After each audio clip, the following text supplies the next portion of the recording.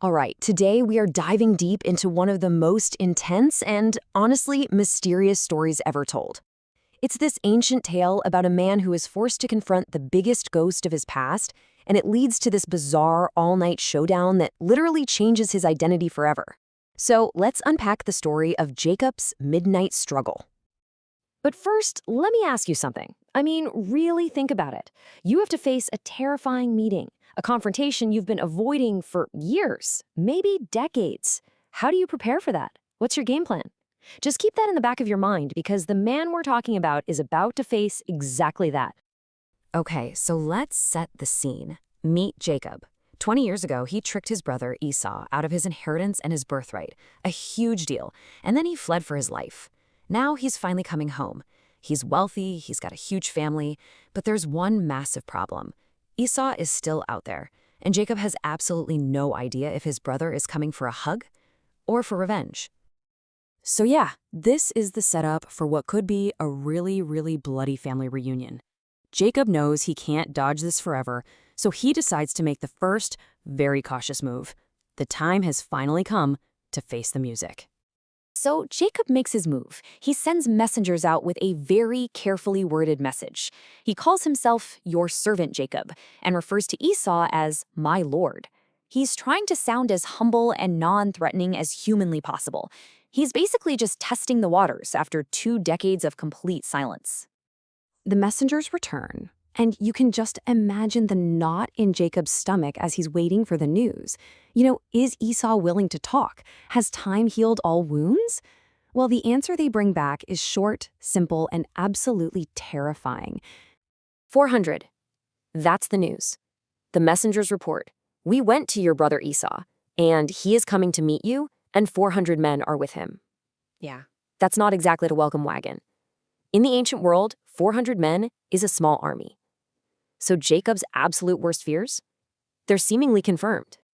Okay, so this news hits him like a ton of bricks. He's panicking for sure, but he doesn't just freeze.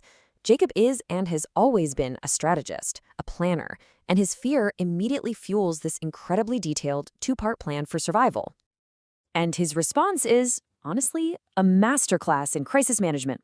First, he divides his entire caravan, his family, his servants, all his animals into 2 separate groups. The logic is pretty grim. If Esau attacks the first group, then maybe, just maybe, the second group can escape. But he doesn't stop there.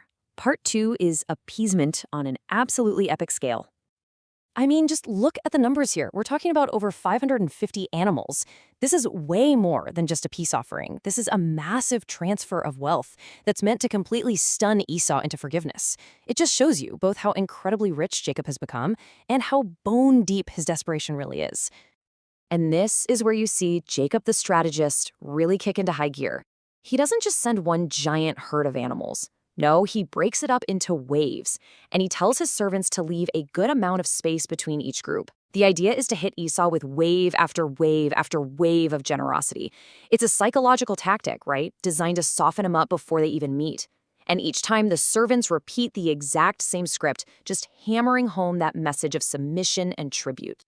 But, after all the strategic planning, after every single angle has been calculated, the sun goes down. And in the dark, the brilliant strategist gives way to the absolutely terrified man. Those plans are one thing, but they can't just erase the raw fear. Alone, Jacob finally turns to God, and he does not hold back. He just lays his terror bare in one of the most honest and desperate prayers you'll probably ever hear. So he starts his prayer with this really powerful then versus now thing. He basically says to God, look, I came here with nothing but a walking stick, and you've blessed me so much that now I have 2 whole camps of people and wealth. He's reminding God of his faithfulness in the past to make his case for needing help right now. And then he gets to the heart of it, a moment of just raw vulnerability. He's not just afraid for himself. He's afraid for the mothers with their children. His grand plan is just a backup, a hedge. This prayer is his last resort, an admission that he is completely powerless to save his family from his brother's rage. So after the prayer, Jacob prepares for the worst. But what happens next is something that nobody, least of all Jacob, could have ever predicted. This is where the story just takes a complete left turn into the twilight zone. Okay, so it's the middle of the night. Jacob gets up, and he personally takes his entire family and everything he owns across a river called the Jabbok. He sends them ahead of him, right into the potential danger zone. And then he turns back. He is now completely, utterly alone on the riverbank in the pitch dark. And then, out of nowhere, it happens. The text just says, "A man wrestled with him till daybreak." Who is this man? Where did he come from? We have no idea. There's no introduction, no explanation, just a sudden, violent, all-night struggle. For hours, they're just locked in this struggle. And Jacob is so determined that this mysterious opponent realizes he can't win by normal means. So he simply reaches out and touches Jacob's hip, and the joint is just wrenched out of its socket. But even with that agonizing injury, Jacob does not let go. And this is the turning point. His opponent says, "Let me go, day is breaking." But Jacob, injured, exhausted, clings to him and says this absolutely incredible line. He's not just trying to survive the night anymore. He is now demanding a blessing from this strange, powerful being. So, the fight is over, but its consequences are going to last forever, changing not just Jacob's body, but his very name and his entire identity.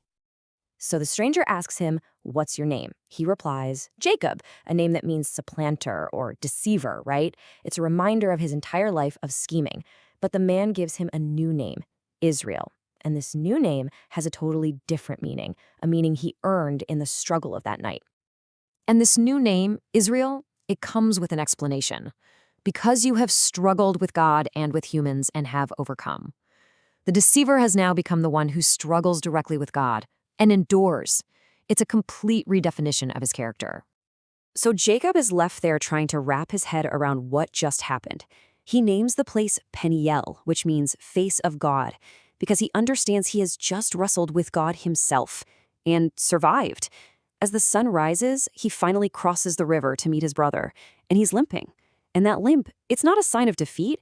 It's this permanent physical reminder of the night he was broken and blessed, all at the same time. And that kind of leaves us with this one big question, right? Jacob spent his entire life running and scheming to get what he wanted. But his greatest blessing didn't come from some clever trick. It came from a fight he couldn't win, an injury he would never fully recover from, and a desperate refusal to just let go. And it really makes you wonder, maybe the moments that truly change us aren't our victories, but our struggles.